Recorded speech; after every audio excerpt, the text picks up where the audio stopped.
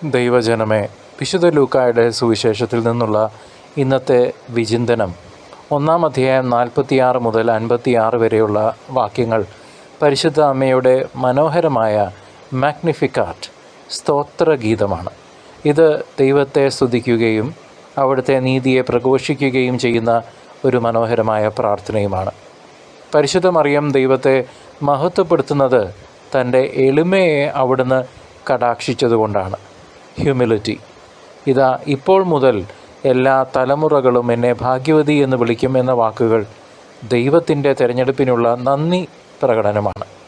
ദൈവം എളിയവരെ ഉയർത്തുകയും ശക്തന്മാരെ അവരുടെ സിംഹാസനങ്ങളിൽ നിന്ന് താഴെ ഇറക്കുകയും ചെയ്യുന്ന നീതിമാനായ കർത്താവാണെന്ന് മറിയം നമ്മെ ഓരോരുത്തരെയും ഓർമ്മിപ്പിക്കുന്നു. ഈ ഗീതം സാമൂഹിക നീതിയെക്കുറിച്ചുള്ള ഒരു സന്ദേശം കൂടിയാണ്.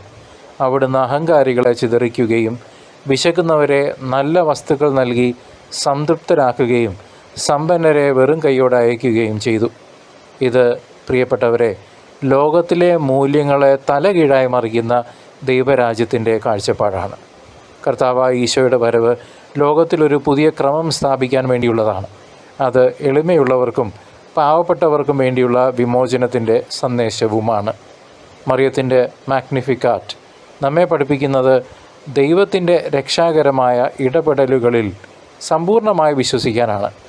പ്രിയ സഹോദര സഹോദരി, നമ്മുടെ കർത്താവായ ഈശോ മിശിഹായുടെ 2-ാം വരവ് വളരെ വളരെ അടുത്തിരിക്കുന്നു.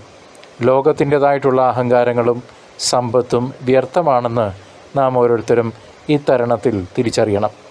ദൈവത്തിൻ്റെ നീതിക്ക് അനുസൃതമായി ജീവിക്കാൻ നാം ഓരോരുത്തരും തയ്യാറാകണം, പ്രതിജ്ഞയെടുക്കണം.